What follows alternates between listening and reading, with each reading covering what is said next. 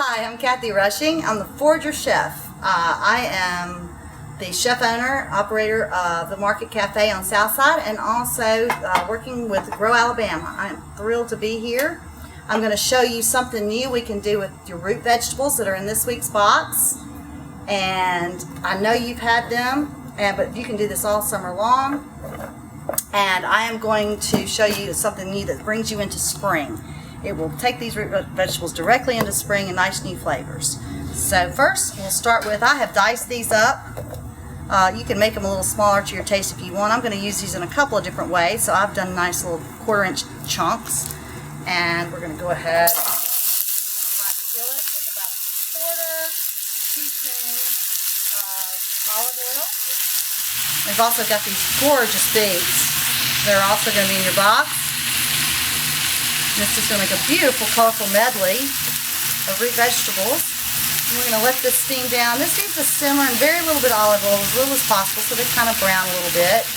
Do a little roast on them, and we're going to do it for about 10 to 12 minutes. And you can put a top on this in a little water if you wish, but I like to leave the vegetables full of all their nutrients, and as little as possible liquid in here will continue to retain their nutritional value. As you can see, these vegetables are just turning to beautiful spring colors, and actually the turnips, which were so very white and crisp, are now taking on the pink tone from the beets. So it's really beautiful. It's going to add a lot of color to your meal in any form or fashion. All right, and while those are simmering just a little bit more, we'll go over here and I'll tell you about this dressing that I'm going to put with this to make this actually a component to a salad. I went ahead and pre-made this, but I have a little southern secret to share with you. Let's see, I've got the tangerines in here, and as you saw earlier in the gold box, you've also got some grapefruit. So you can mix the citrus, as I said earlier, and a little bit of balsamic vinegar, and a little bit of olive oil, some Alabama honey, and you could put a little bit of garlic, and I've got probably about a teaspoon of mustard, which helps emulsify it. Now the secret to all that, you're wondering how, I just did this a few minutes ago, but it should already be separating. It is not, because you put it in your mason jar, you add 1 cube of ice, and you shake it. And it will automatically chill your dressing and emulsify it at the same time. There you got it. You can put it aside, you can put it in the fridge, and you've got your dressing made up. After our nice root vegetables have simmered a little bit here in our skillet, we're ready to serve them up. And like I said, we're going to make this as a little salad today. So we're going to go to our baby spinach that's also in your box, which is just gorgeous. Turn on the fire. We don't want a fire. All right, we're going to go on top of this. This is just beautiful. You can have these as a side dish, just with some fresh broiled fish, or you can have it as a whole salad. Maybe put some goat cheese and nuts on it. You've got a full protein and vegetable meal there as well. We highly recommend that you do things healthy. And once again, here's our vinaigrette, and we're just going to drizzle enough over here, which is mostly citrus, so it's good. We want to kind of wilt with the heat from these nice vegetables.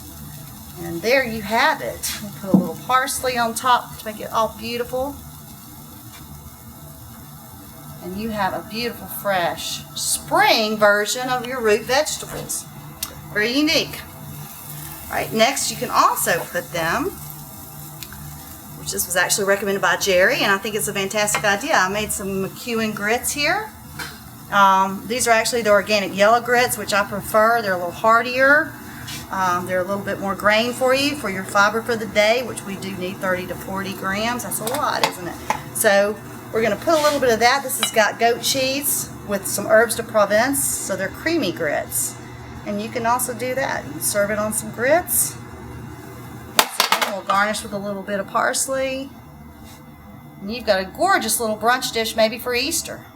Here we have the fingerling potatoes, which are very dainty. I think I referred to them earlier as similar to the heirloom tomato. Not that they're a tomato, they're a root vegetable, but they are that delicate and that special. This is a truly, truly beautiful thing, and these are gorgeous. They're so small and delicate.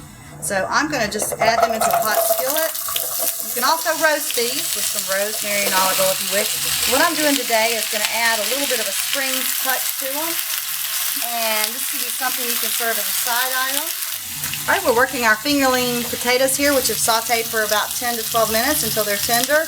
Now, at this point, you can chill them and use them as a cold potato salad, or you can go ahead and serve them as a side item, which I'm going to do. Pour them up in a pan. Don't think they're bland. They've got lots of flavor, kind of like a Yukon Gold. You can see they're starting to get a little bit of bubbly brown going for them. Very good for you. We're going to grate a little bit of fresh lemon rind just to give them a little bite there. Doesn't take much. If you could smell this, this smells like spring. This would be great served with your lamb on Easter dinner. It would be very impressive. And from what I understand from Grow Alabama and the farmers, there's a lot of these in the ground right now. So you'll be seeing lots more of these. And you want to buy local because they are going to be available. Okay, we're going to put a little bit of this kosher salt and pepper. And a little bit of fresh parsley. And then the coup de grace, which makes this very unique. About 2 tablespoons of caper berries here.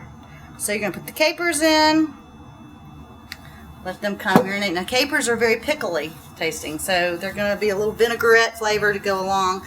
So you now can chill this and have this, like I said, as a salad. So you've got a nice light vinaigrette potato salad to serve with anything, or even by itself for that matter. And technically, the mixture I did here with the lemon juice, which we're going to put a little bit more on there because that'll kind of, you'll see, lemon juice and salt and pepper, parsley and capers is called gremolata, and it's traditionally known from Italy. It's traditionally put on fish. So this would also be excellent with a fish dish, as the capers would be. So there you have it, a different version of your fingerling potatoes. Thanks for joining us at Grow Alabama. Once again, you can find these links at Facebook and on the newsletter, and we look forward to seeing you next time.